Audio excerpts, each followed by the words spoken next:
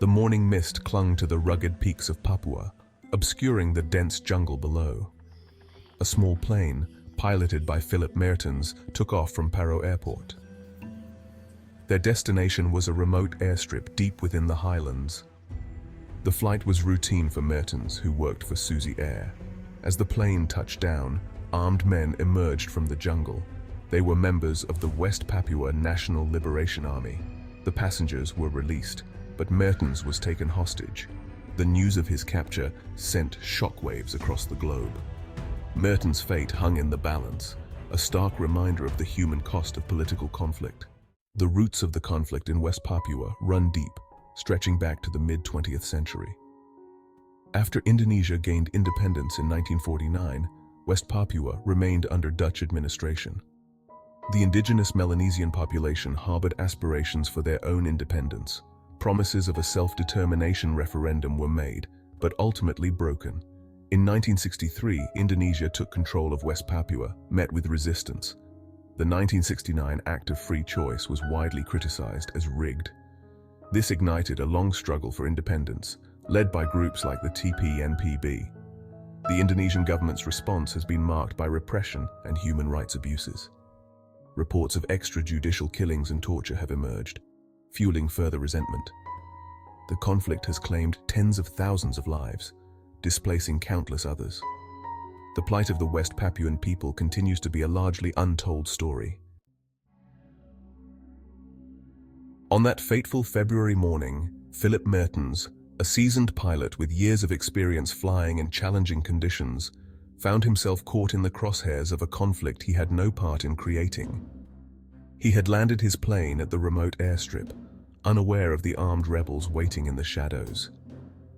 As the TPNPB fighters emerged from the jungle, Mehrtens' world was turned upside down. The rebels quickly took control of the situation, releasing the Indonesian passengers but detaining Mehrtens. Their message was clear. They were holding the pilot hostage to draw attention to their cause, to force the world to acknowledge their struggle for independence. Mehrtens, a civilian caught in the wrong place at the wrong time, became a bargaining chip in a high-stakes political game. The initial moments of the capture were filled with fear and uncertainty. Mehrtens was stripped of his belongings, his communication with the outside world severed. He was led into the dense jungle, deeper into the rebel-held territory, his fate unknown. The vastness of the highlands, its rugged terrain and dense vegetation, provided the perfect cover for the rebels and their captive. Mehrtens' capture sent shockwaves through his family and friends back in New Zealand. The news spread rapidly, dominating headlines and sparking international concern.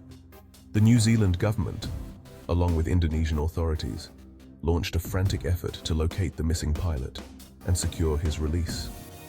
The clock was ticking, and the world watched anxiously as the drama unfolded in the heart of the Papuan Highlands. Section 4. Life in the Highlands, Mehrtens' Captivity. The dense jungle of the Papuan Highlands became Mehrtens' prison. He was moved frequently to avoid detection by Indonesian security forces. The terrain was challenging, the climate unforgiving. He endured long treks, crossing treacherous rivers and scaling steep mountains. His captors shared their limited resources, ensuring his basic survival. The days bled into weeks, then months. Mehrtens lived in constant fear, never knowing what the future held. He was allowed limited contact with the outside world, occasional proof-of-life videos released. These glimpses revealed a man trying to maintain his composure under unimaginable pressure. The isolation was perhaps the most difficult aspect of his captivity. Cut off from his loved ones, Mehrtens found solace in the natural world around him. He learned to adapt to the rhythms of the jungle, to appreciate the simple beauty of his surroundings. He forged an unlikely bond with his captors, developing a grudging respect for their commitment. Despite the hardships, Mehrtens never gave up hope. He clung to the belief that he would eventually be reunited with his family. His resilience became a testament to the strength of the human spirit. The world continued to hold its breath, hoping for a peaceful resolution. Section 5. Demands and Deadlines, the Rebels' Strategy. The TPNPB from the outset made their demands clear. They wanted international recognition of their struggle for independence. They wanted the Indonesian government to acknowledge the historical injustices committed against the West Papuan people. They wanted a referendum on self-determination, a chance for the people of West Papua to decide their own future. They used Mehrtens as leverage to amplify their message, to force the world to listen. The rebels set deadlines, issued threats, and released videos of Mehrtens to maintain pressure on the negotiators. They played a delicate game of brinkmanship, pushing the boundaries but careful not to harm their hostage. They knew that Mehrtens' safety was their strongest card, their only guarantee of continued engagement from the Indonesian government and the international community. The Indonesian government, faced with a complex and delicate situation, responded cautiously. They deployed security forces to the region, but they were careful not to escalate the situation. They knew that a military operation to rescue Mehrtens could easily turn into a bloodbath, putting the pilot's life at even greater risk. They opted for a strategy of negotiation, hoping to secure Mehrtens' release without further bloodshed. The rebels' strategy, while controversial, was effective.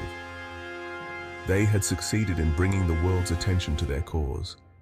The capture of Phillip Mehrtens forced a conversation about the long-forgotten conflict in West Papua, about the plight of the indigenous people and their struggle for self-determination. The standoff in the highlands became a symbol of a larger struggle, a reminder of the unfinished business of colonialism and the ongoing quest for freedom. Section 6. International Diplomacy and Negotiations. The capture of Phillip Mehrtens triggered a wave of international diplomacy. The New Zealand government, deeply concerned for the safety of its citizen, engaged in quiet diplomacy with the Indonesian authorities and the rebels. They worked tirelessly behind the scenes, trying to find a peaceful resolution to the crisis. They understood the delicate balance of power, the need to tread carefully to avoid jeopardizing Mehrtens' life. The Indonesian government, under pressure from both domestic and international actors, engaged in a complex negotiation process. They reached out to tribal elders, community leaders and religious figures, seeking their influence to persuade the rebels to release Mehrtens. They recognized the need for a peaceful resolution, understanding that a military solution could only exacerbate the conflict and further alienate the West Papuan population. The negotiations were fraught with challenges. The rebels' demands were difficult to meet, the political landscape complex. The Indonesian government was wary of setting a precedent, of appearing to concede to the demands of a separatist group. The New Zealand government, focused on the safety of its citizen, urged restraint and patience, emphasizing the need for a peaceful outcome. The months of negotiations were a testament to the power of diplomacy, to the importance of communication and understanding in resolving conflict. The world watched and waited, hoping for a breakthrough, praying for Mehrtens' safe return.